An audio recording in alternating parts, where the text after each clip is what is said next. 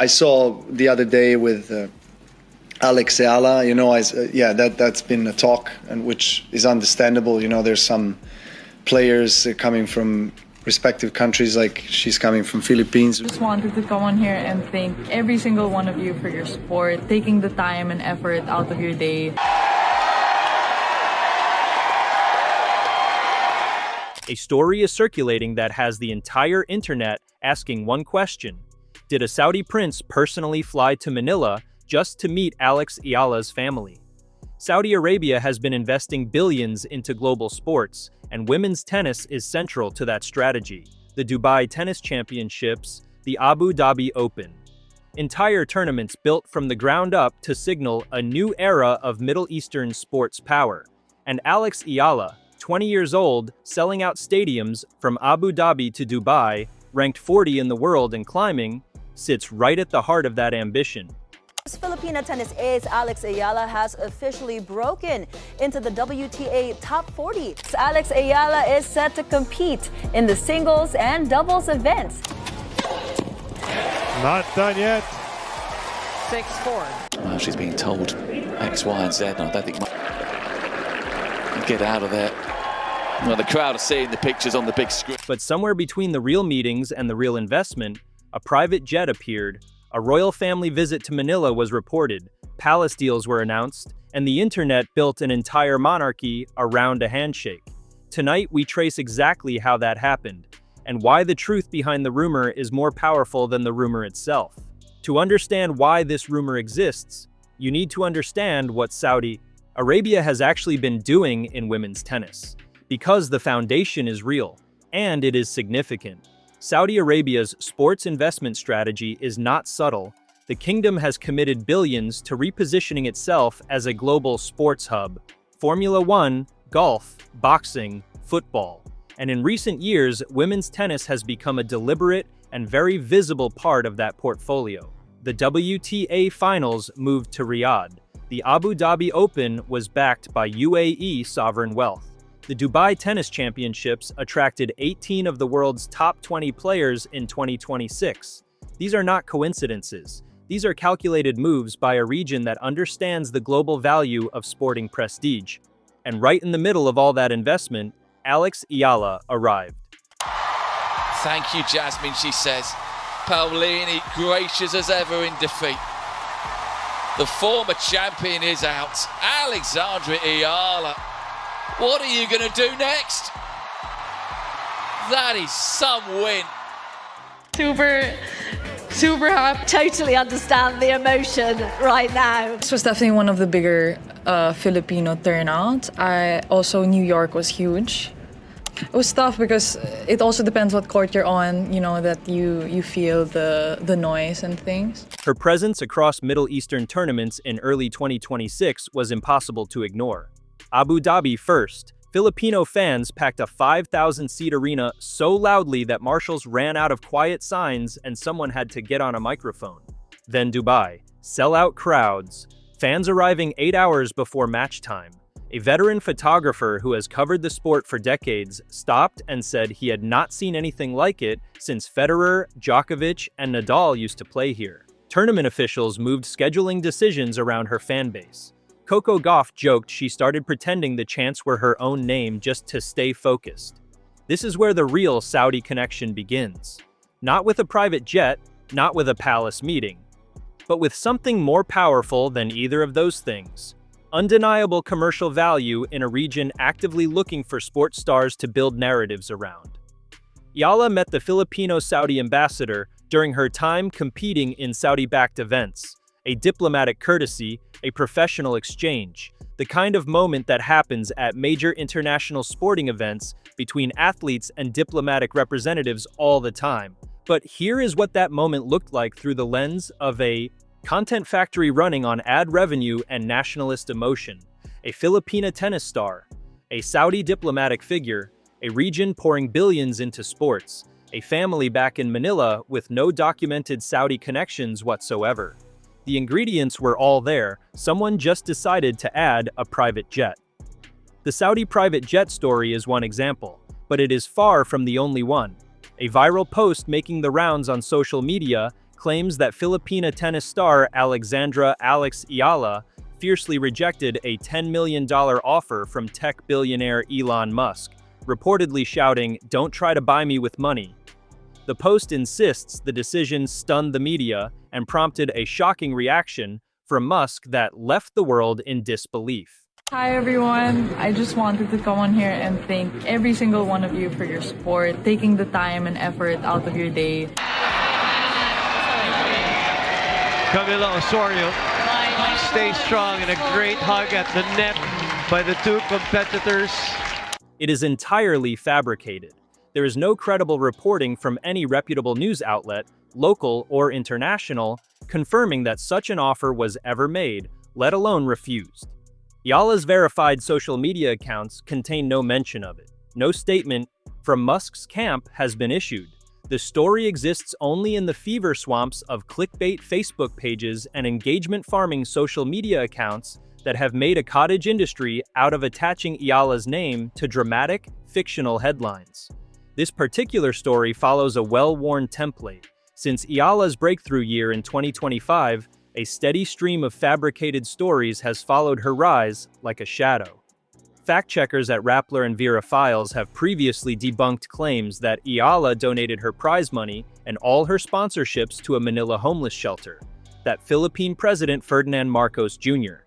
gave her a $100,000 bonus ahead of a Korea Open she was never even registered to play, and that Abu Dhabi billionaire Sheikh Mansour bin Zayed Al Nahyan offered her a 10-year, $7 billion contract to become the queen of a new tennis tournament. A deal that would have been 10 times larger than the biggest contract in all of professional sport. None of it was true. The pattern is clear and deliberate. These posts are engineered to exploit genuine public affection for Eala in the Philippines, packaging fake drama with real patriotism to generate clicks, shares, and ad revenue. The $10 million Musk refusal story is simply the latest iteration. But I'm a person, and I feel like, people will like you for who you are if you are true to yourself.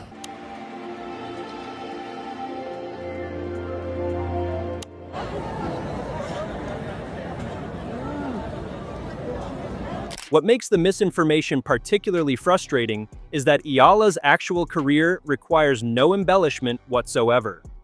Born on May 23, 2005, in Quezon City, Eala is the daughter of businessman Mike Eala and Riza Maniego Eala, a former competitive swimmer who won a bronze medal at the 1985 Southeast Asian Games.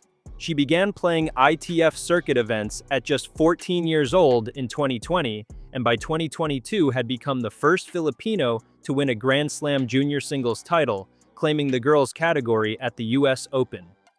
Her ascent through the professional ranks has been methodical, but increasingly explosive. After grinding through ITF events across Europe and Asia, she cracked the top 200 in 2023 and broke into the top 100s. For the first time in 2025, following one of the most stunning tournament runs in recent WTA memory. At the 2025 Miami Open, Eala entered as a wild card ranked number 140 in the world. With energy like that, you don't get tired, so it was good. And Alex, so good to have you out here for the first time. How special was that? Having too much crowd on this or any other tennis tournament is a very good problem to have. The big courts with big names, it's difficult. It's not easy to manage that, but again, it's a good problem to have, to be honest. Let's just imagine if there's a lack of people coming, or that stands are empty. That's a bigger problem. What followed left the tennis world slack-jawed. She defeated Jelena Ostapenko, then number 5 Madison Keys, then number 2 Iga Świątek, 3 consecutive major champions, all in straight sets, to reach the semifinal of a WTA 1000 event. She became the first Filipino ever to reach a WTA 1000 semifinal, the first Filipino woman to defeat a major champion at tour level in the Open era, and the first wildcard in history to defeat 3 major champions in straight sets at a single WTA event. She eventually fell to Jessica Pegula in the last 4, but the damage to the record books had already been done, Later in 2025, she reached her first WTA Tour final at Eastbourne before claiming her maiden WTA 125 title in Guadalajara. She finished the year ranked number 50, a career high at the time. In 2026, the story has continued.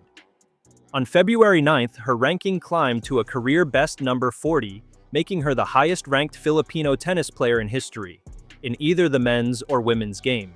She now stands poised to become the first Filipino ever to be seeded at a Grand Slam event, potentially as early as the French Open in May. Her recent run at the Dubai Duty-Free Tennis Championships illustrated why the hype is justified.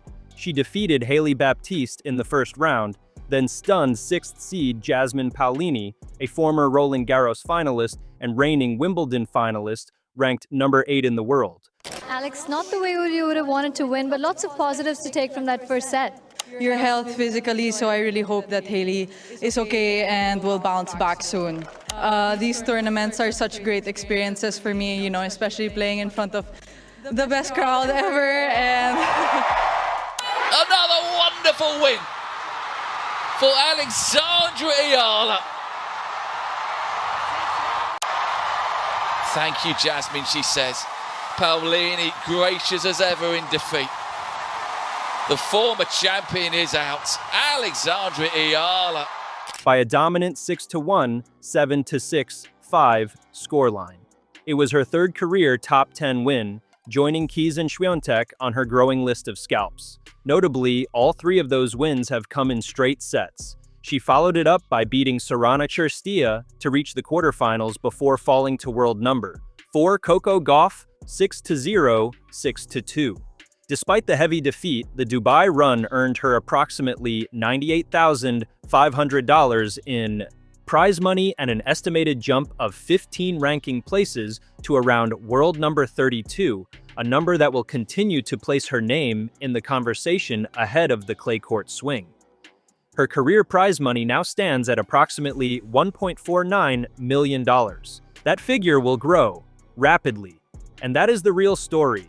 A 20-year-old from Quezon City dismantling legends in straight sets, making history with every tournament she plays, and doing it backed by stadiums full of Filipino supporters who travel with her across the globe. In Dubai, after beating Paolini, she addressed the roaring crowd in Tagalog from the court. In the tiebreak, I was thinking, this stadium is full of Filipinos, she said. How many of them are probably praying for me to win? So I really had to give everything I got. the stadium is full of Filipinos. And I thought, how many of them are probably praying for me to win, so I really had to give everything I got. The next time a post about Alex Eala lands in your feed with an all-caps headline and a suspiciously round dollar figure, do what Eala does on the court. Stay calm, check your information, and don't get drawn into a battle you don't need to fight. Follow Alex Eala's real journey right here. We cover it all. If this article helped you spot the fake, like this post, share it with every fan you know, and subscribe so you never miss the real story.